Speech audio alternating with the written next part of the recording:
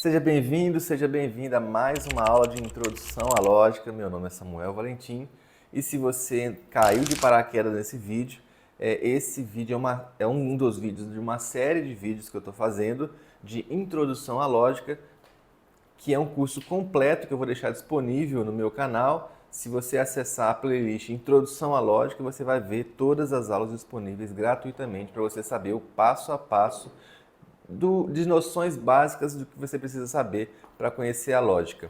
Eu estou usando a obra Introdução à Lógica, de Irving Copp, como base para a construção de todo esse conhecimento que você vai adquirir. Só para a gente ter uma noção de onde nós estamos, aqui vai então a explicação de onde nós estamos. Introdução à Lógica, de Irving Copp. Nós estamos na primeira parte do livro, que é dedicada à linguagem. Introdução, já vimos todas essas sessões da introdução, de 1 a 5. Então, finalizamos essa sessão e vamos entrar agora no próximo capítulo, capítulo 2, Usos da Linguagem. Vamos começar na primeira sessão, as 3 formas básicas da linguagem. Então, vamos seguir. Eu vou contar uma história rapidinho que tem a ver com a minha vida, mas também tem a ver com o assunto em si. Nós sabemos que a linguagem, em particular o nosso português, nós utilizamos muitas palavras para dizer poucas coisas. Outras vezes nós utilizamos muitas frases que têm literalmente, na literalidade tem um significado, mas na subjetividade possuem outro significado. Muitas vezes usamos ironias, mas outras vezes realmente são expressões que na linguagem literal significam uma coisa, mas na linguagem subjetiva do que os outros entendem significam outra. Exemplo que eu vou dar é que eu tenho uma escola, sou sócio de uma escola de artes e nós tivemos a visita de uma artista de circo que ela era ucraniana, ela é ucraniana. Isso foi antes desses conflitos de Rússia e Ucrânia e tal. E nesse circo que ela estava passando pela cidade, ela trabalhava como dançarina e ela queria aprimorar os conhecimentos dela na área de arte circense e veio para se especializar. Acabou que ela aprendeu o que não sabia na parte de circo, se especializou e hoje ela é uma exímia acrobata de acrobacias aéreas na área do circo. Enfim, mas a questão é, a gente teve contato com essa pessoa, essa mulher circense que veio aqui, ela falava ucraniano, falava o inglês e falava mais ou menos o português. E aí aconteceu um fato muito curioso, que numa dessas vindas dela até nosso espaço, eu recebi e perguntei, e aí, eu vou dar o nome de, enfim, e aí fulana, como é que você está? Qualquer brasileiro, qualquer cidadão sabe que quando nós falamos assim, vamos marcar de se encontrar, a gente sabe que é só um tchau, foi bom te ver. E acaba ali. Ou seja, o marcar de se encontrar é apenas uma frase que a gente diz que não significa aquilo que a gente disse. E quando a gente pergunta a alguém, quando você passa por ela, pergunta, e aí, como é que você tá? Tudo bem? Ela passou por mim, sentou num batente no chão, e botou a mão no queixo e começou a relatar um monte de problemas que ela tinha passado ao longo da semana. O que não me interessava em princípio, porque era só uma pergunta, se tornou um desabafo. Para a gente perceber, isso aqui é uma ilustração para se perceber como o português ele utiliza muitas expressões que não querem dizer aquilo que realmente é dito. E Copp ele vai tratar exatamente dessa questão, porque a gente que está interessado em estudar a lógica, nós teremos que ter o mínimo de ambiguidade possível. E o Copp, sabendo dessa problemática da linguagem, ele criou um capítulo, uma sessão inteira, né, uma parte inteira do livro dedicada só a falar sobre linguagem, os usos da linguagem, as funções da linguagem e etc. Porque é uma problemática também que é importante que quem estuda lógica entenda para evitar o máximo possível essas ambiguidades.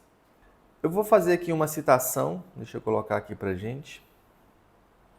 que é de Berkeley, que está no livro do Copy, é Copy que na verdade que coloca essa citação, que diz o seguinte: a comunicação de ideias não é a principal e a única finalidade da linguagem, como vulgarmente se supõe.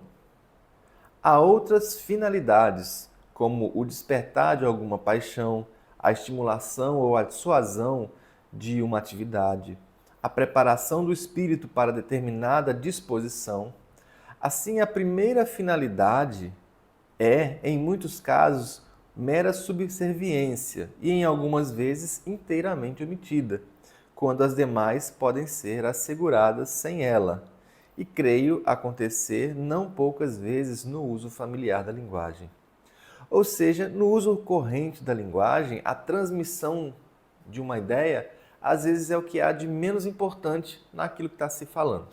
Ou seja, a linguagem em si, não necessariamente ela transmite somente a ideia. Há outras questões, há outras funções, há outras atribuições que a linguagem vai ter no uso corrente, no dia a dia. E a depender do teórico, cada um vai agrupar os seus usos dependendo da forma que analisa um contexto. O Copy vai dar o exemplo extraído do filósofo Wittgenstein, que vai falar sobre a linguagem e vai dividir mais ou menos a linguagem em algumas funções básicas. Por exemplo, dar ordem é uma função da linguagem, descrever a aparência de um objeto ou dar as suas medidas é uma utilização da linguagem. Ou seja, símbolos, palavras e frases vão ter finalidades diferentes que não apenas transmitir uma ideia.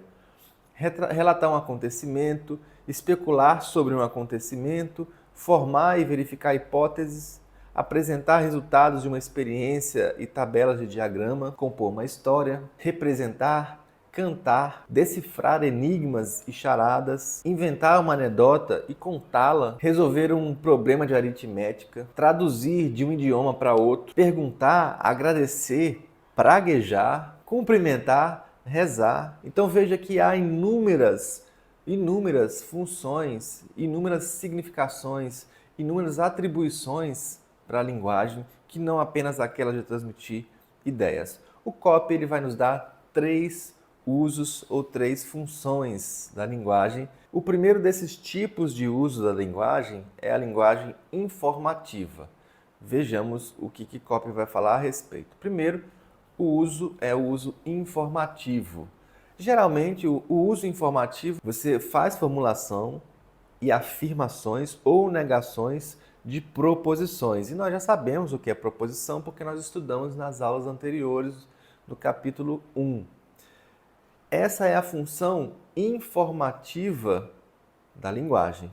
E aí você vai ter nesse tipo de uso, você vai ter proposições que podem ser verdadeiras ou falsas, argumentos que podem ser corretos e incorretos. E o representante maior desse uso da linguagem é a ciência, mas não somente. A gente tem várias possibilidades de ter informações onde você vai declarar que algo é verdadeiro ou falso.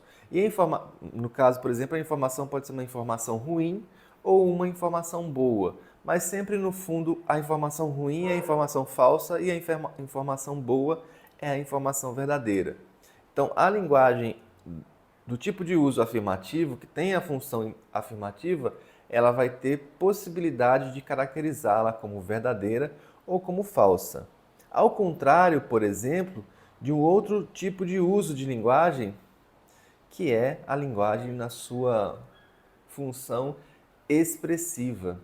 Quando nós temos a linguagem na função expressiva, ela tem a função de comunicar sentimentos, atitudes, e você não consegue descrever se isso é verdadeiro ou se é falso. Por exemplo, quando você tem um poeta que fala: eles que estão aí atravancando o meu caminho, eles passarão, eu passarinho.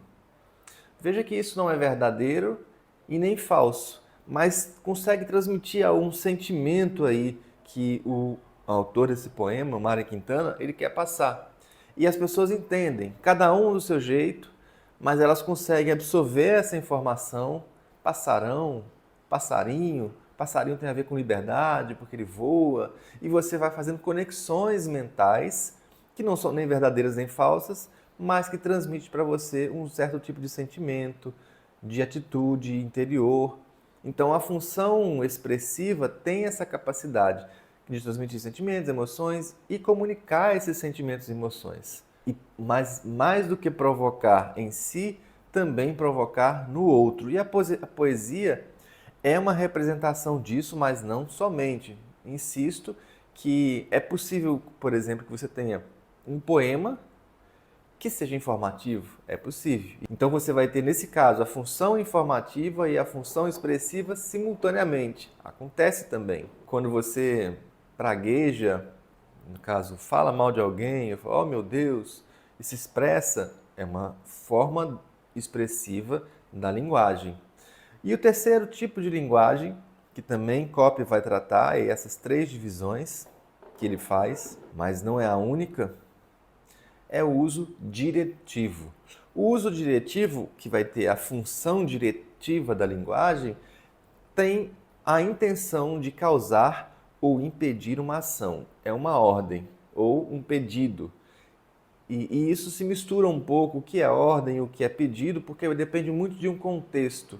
Por exemplo, se você estiver num restaurante e você chama o garçom e faz uma solicitação, por gentileza, eu gostaria do prato X, Y, Z e tomar um suco tal ou a bebida tal.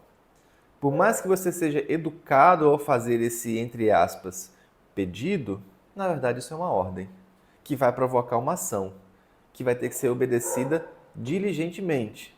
Então, ordem ou pedido se misturam um pouco com relação à forma que é dita, mas independente disso, ordens e pedidos provocam ou modificam um comportamento e geram uma ação, que também não é nem verdadeira nem falsa, mas pode ser razoável ou não. Uma ordem, se for obedecida ou não, não vai fazer com que ela seja verdadeira ou falsa, mas pode fazer com que você entenda essa ordem como sendo razoável ou não.